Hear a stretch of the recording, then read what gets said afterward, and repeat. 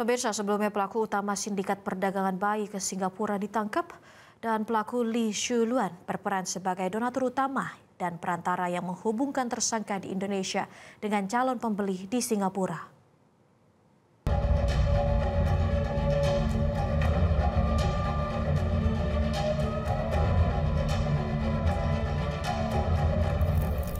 Lee Shu-luan alias Lili alias Ai yang menjadi otak di balik sindikat tindak pidana perdagangan orang atau TPPO bayi yang dijual ke Singapura.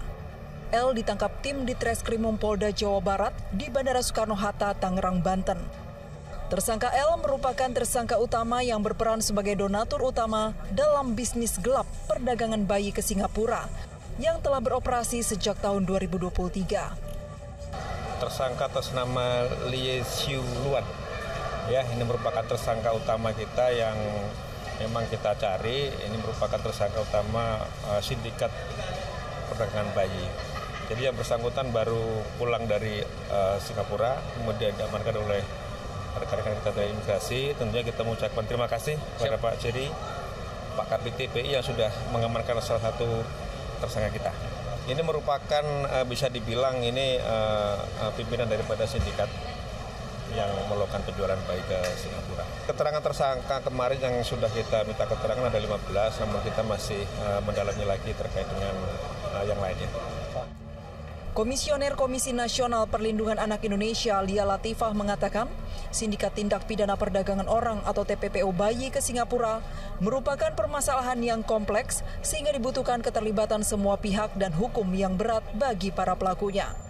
Nah, ini kan harus ada regulasi yang baik, regulasi yang tepat, yang memang harus supaya semuanya sama-sama bersinergi agar para sindikat ini kesulitan ketika mereka mau apapun.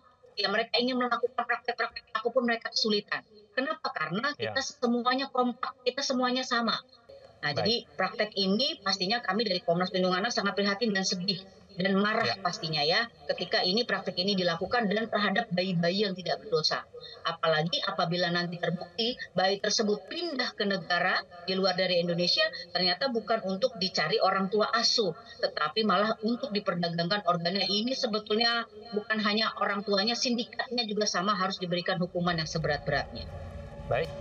Bayi-bayi yang diperjualbelikan sindikat ini berusia 2 hingga 3 bulan dengan harga jual 11 juta hingga 16 juta rupiah per bayi. Modus para tersangka adalah merekrut para ibu hamil untuk diambil bayinya. Kemudian dibuatkan akta kelahiran palsu sebelum memindahkan bayi ke penampungan di Tangerang untuk selanjutnya dikirim ke Singapura. 14 tersangka telah ditangkap dan 25 bayi tidak berdosa berhasil diselamatkan. Kini polisi masih memburu orang tua asuh yang mengadopsi bayi-bayi korban perdagangan orang dari sindikat Lee Shu-luan dan mencari bayi-bayi lainnya yang dipastikan telah berganti kewarganegaraan. Tim Liputan Metro TV. Jelajahi cara baru mendapatkan informasi. Download Metro TV Extend sekarang.